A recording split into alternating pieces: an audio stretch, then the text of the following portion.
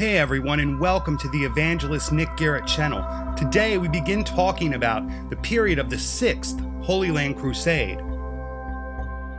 There can be no doubt that the key figure of the Sixth Crusade was Frederick II, the Holy Roman Emperor. He was a brilliant secular leader that had been adopted to a pope on the death of his mother, and whose key tutor would be the next to ascend to the papacy after the death of Pope Innocent III. Frederick's decision to think on his own while staying true to his belief in Christian-led secular government mark the amazing events of the Sixth Crusade. A 13th century Franciscan source tried to paint Frederick in a less than favorable light, undoubtedly to recover some face for the church, who ended up looking petty and resentful before Frederick's brilliant diplomatic efforts. Salimbene called Frederick crafty, wily, avaricious, lustful, malicious, and wrathful. Harsh words, to be sure.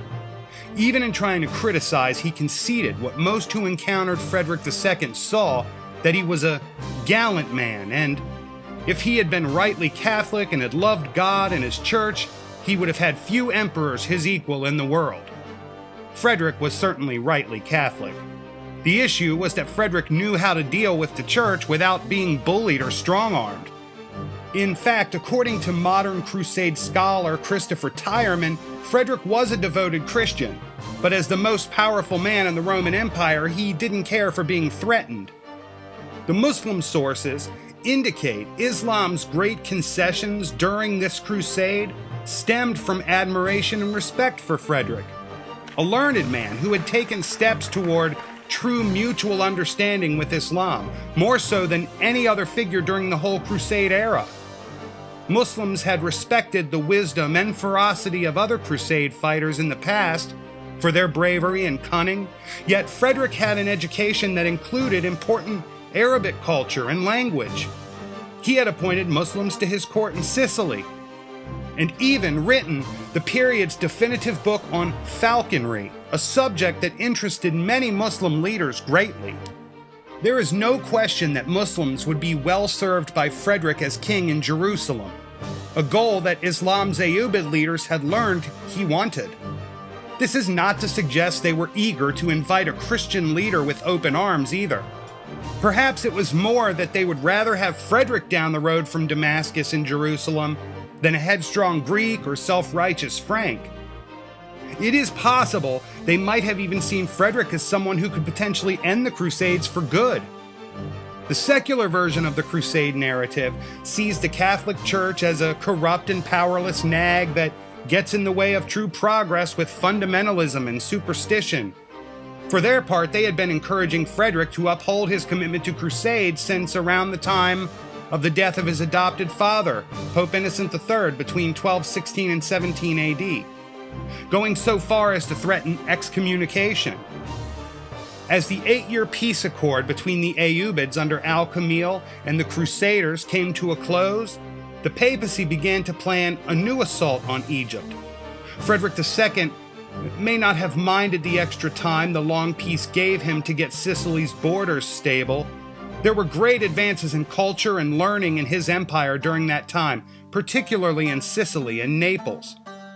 John of Brienne, also known as John I, was king of Frankish Outremer. Jerusalem's old Christian government was nowhere near the glory she had enjoyed prior to Saladin having taken the city, yet John, envisioning any inducement to get Frederick to move toward Jerusalem, a goal everyone knew he wanted, gave his daughter Isabella to Frederick II as wife in 1225 AD. Meanwhile, the tension between the papacy, the Holy Roman Emperor Frederick, and other players stood to erode many Crusader gains with their own infighting. Pope Honorius III reinstated the threat to excommunicate Frederick if he wouldn't commit to the crusade and go. Frederick cared little for the Pope's threat, or an actual excommunication for that matter, which was entirely politically motivated. It had been, at times, armies of Pope Honorius on Frederick's border engaged in battle. Frederick was not just being asked to crusade, he was being asked to leave for the Holy Land with an opportunistic enemy masquerading as a friend on his border that had spent years doing everything they could to foment unrest in Frederick's kingdom. The papacy also shared legitimate concerns with Frederick. There was great fear that if another crusade did not get underway, the Muslims may strike first and take additional Christian lands. Reports came from Outremer by way of John I, reporting that Muslim infighting had put siblings once again vying for power themselves, and that they may be distracted for a while. Al-Kamil and the heirs of his brother under Al-Muazzam Turan Shah, over in Damascus, had both retreated to their pre-Fifth Crusade boundaries, after expelling the Crusaders from Mansoura and Damietta. Frederick, meanwhile, had determined that, excommunicated or not, he would go on crusade that following June. Otherwise, he paid little attention to the grumblings and decrees from Rome. It appeared that in the meantime, Frederick might have been exchanging correspondence with Al-Kamil. It could be that when Frederick announced his departure date, he was already in talks with Muslims in Egypt. Back near Syria, Al-Kamil and the heirs of his deceased brother had fallen into all-out war near Damascus. Frederick watched everything that was happening with keen interest. Al-Kamil had been watching Frederick too. He was well known to the Muslim world for having Muslims serving in his Sicilian government, and having had an education that included knowledge of Arabic and Turkish history. Al-Kamil also feared Frederick, who had been watching the infighting between Egypt and Damascus with great interest. Kamil suspected the Holy Roman Emperor's watchful eye could mean only one thing. It must be that he would see in the Ayyubid divisions potential for an alliance with his brother's heirs that would result in a Damascene Christian alliance. He would negotiate Egypt right out from under Kamil. Al-Kamil responded by sending diplomats bearing gifts to the court of Frederick II.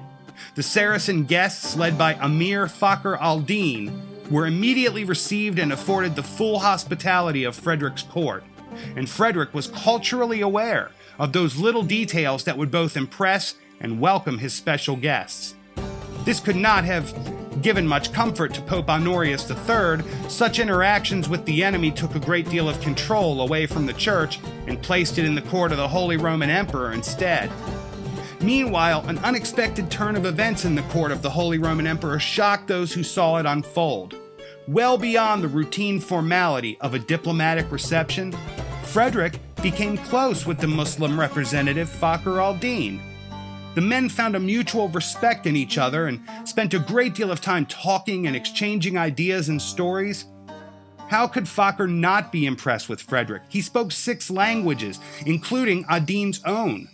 And his court was a microcosm of the world, not a den of uncouth barbarians or dank or overly formal. Whether or not it was a masterful ruse by Frederick is impossible to tell. The chroniclers of the events did not think so, and knowing Frederick's upbringing, education, and past, it was likely sincere. One account said, quote, he, Frederick, was determined to go on crusade in 1228, but before leaving Europe he was in communication with the Egyptian Sultan Al-Kamil with the offer of a deal. If the Muslim would turn over Jerusalem to the Christians, Frederick II guaranteed a long period of peace. This was important for Al-Kamil, who was involved in power battles with other Muslims for control of Syria. For Frederick II, such a bloodless victory would be a great boost in his continual fight for dominance in Europe over the Catholic Church. Matters were largely arranged by letter even before Frederick II set out with his small crusader force for the Holy Land. Al-Kamil had authorized Fakhr al-Din to surrender Jerusalem if Frederick II would not attack Egypt. There was a good proposition for Frederick, who had always had a passion for Jerusalem and one day desired to be king there. However, could he convince the church and the other crusader states never to attack Egypt? On one hand, his best leverage was the fact that the only reason to hold Egypt was to essentially protect the flank of the Holy Land Crusader states, especially Jerusalem. If the agreement meant no more invasion of Egypt, nothing would stop the amassing of a larger Muslim force there, or a pinching movement where from Cairo and Damascus 2 armies close in on Jerusalem. If the Muslims could resolve their own matters, that is. I look forward to talking to you next time when Frederick II goes to the Holy Land and the negotiations for Jerusalem begin. Talk to you next time.